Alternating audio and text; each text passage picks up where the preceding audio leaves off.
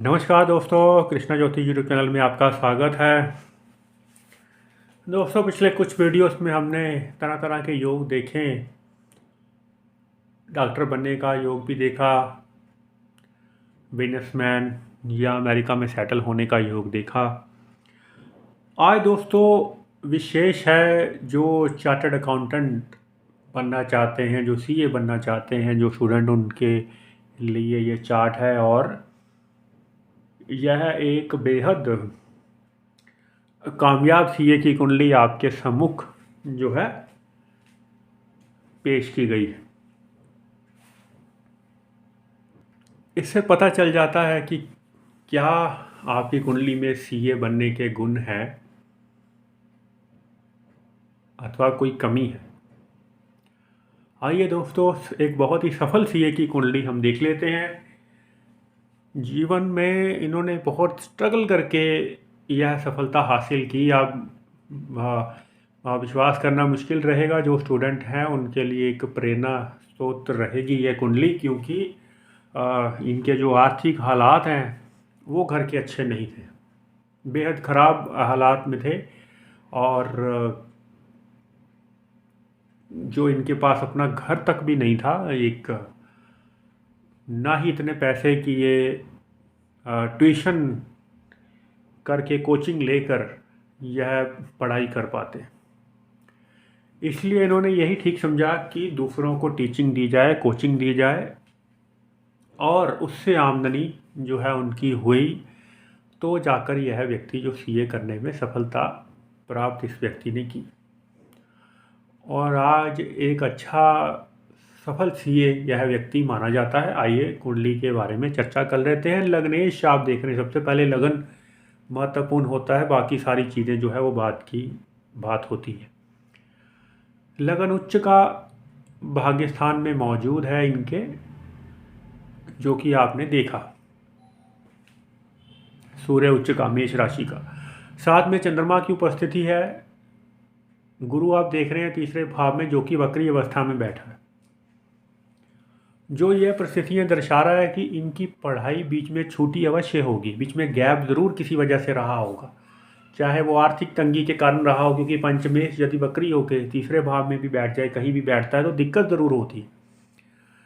तो इन्होंने भी अपना किस्सा एक बार बताया था मुझे, जहाँ तक याद पड़ता है कि इन्होंने कहा कि फीस भरने के शायद पैसे नहीं थे, तो वो नहीं स्टडी कंटिन्यू नहीं कर पाए थे, बीच में गैप आ गया। फिर इन्होंने ट्यूशन वगैरह की, और फिर अपनी बीकॉम की जो फीस है वो वह भरने में सफलता प्राप्त की है, कर पाए। यानी कि इतनी तंग हालात के बावजूद इस व्यक्ति ने कभी हार नहीं मानी और सीए बन के दिखा दिया, और आज सफल सीए।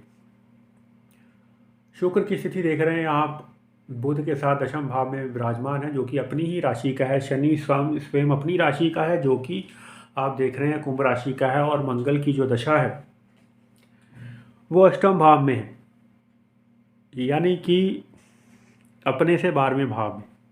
अपने से 12वें भाव का शायद आपको नहीं मालूम चलेगा कि भावम का सिद्धांत होता है। भाग्यस्थान का अगर मालिक देखेंगे आप इनका, वो अष्टम में बैठा है, यानी कि अपने ही भाव की उसने हानि कर दी। इसका मतलब जो स्थिति है वो अच्छी नहीं होती माली हालत शुरू में, यानी कि मेहनत करने के बाद व्यक्ति किसी स्थान पर पहुंचता है। हालांकि बहुत सारे लोग कहेंगे इतनी अच्छी कुंडली, इतना अच्छा चार्ट है, सूर्य उच्च राशि के हैं, बुध शुक्र एक साथ बैठे हैं, शुक्र अपनी राशि के हैं, शनि अपनी स्वराशि के हैं, तो उसके बावजूद इतने तंग हालात व्यक्ति को देखने पड़े। यही सच्चाई होती है। एक शनि द्वारा प्रभावित कुंडली की किस प्रकार से व्यक्ति को निखारता है, उसका जीता जागता उदाहरण आपके सामने है। इतनी जानकारी दी है शनि ने, इतनी मेहरबानी की है, इतना उन्होंने इस व्यक्ति को कढ़ाया है कड़ी धूप में। क्या प्रैक्टिस करवाई होगी इस व्यक्ति को, जो इतनी कम उम्र में इतनी बड़ी सफलता इस व्यक्ति ने देखी। और जो आपने कहा, ये आप सोचते हैं कि इतने अच्छे ग्रह होने के बावजूद भी इतना स्ट्रगल और मेहनत करनी पड़ी, तो उस विषय पे भी किसी दिन चर्चा करेंगे। लेकिन फिलहाल के लिए इतना जान लें कि कुंडली के यदि 2 भाग किए जाएं, तो लगन से लेकर 7वें तक एक भाग, और 7वें से लेकर नेक्स्ट वाला वो दूसरा भाग माना जाएगा। तो शुरुआत जो होती है लगन से, फिर दूसरा भाव आता है प्राथमिक शिक्षा, फिर उससे अगली वाला जो कदम है तीसरा, फिर चौथा, फिर पांचवा जो उच्च शिक्षा का स्थान है। तो यह आप देखें कि इस प्रकार से कुंडली जो है वो चलती है। और अगर उस अंदेशे से आप देखेंगे लगन से लेकर छठे भाव तक इनका कोई ग्रह नहीं बैठा सिवाय एक राहु के, और जुपिटर जो बैठा है वो रेट्रोग्रेड है, उसमें बल नहीं है। तो अभी तक की जो इनकी मेहनत इसलिए ज़्यादा करनी पड़ी क्योंकि वन साइडेड जो है कुंडली के सारे ग्रह हैं वो एक ही जगह बैठे हैं, साथ में इसे इतर। और एक बहुत ही अच्छी सीए लड़की से ही इनकी जो है वो शादी भी हुई, और वो फैमिली इनसे काफ़ी अच्छी है, फाइनेंशियली काफ़ी स्ट्रॉन्ग फैमिली में इसकी लड़के की शादी है। अब इसका जो भाग्य है वो बदला है, क्योंकि सातवें भाव में शनि थे, जब तक मैरिज करने की स्थिति में नहीं आता इसका भाग्य कैसे बदलता।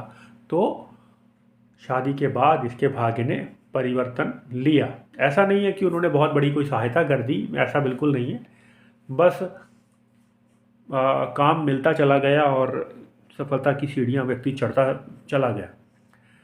तो यह रहा एक जीता जागता उदाहरण, एक अच्छी सीए, अच्छे मेहनतकश चार्टर्ड अकाउंटेंट की कुंडली मैंने आपको दिखाई। और आप योग को अपनी कसौटी पर कस के देखें जो बिगनर है। और यदि कोई जानकारी चाहते हैं तो आप हमसे फ़ोन कर सकते हैं, डिस्क्रिप्शन बॉक्स में लकी नंबर दिए रहते हैं।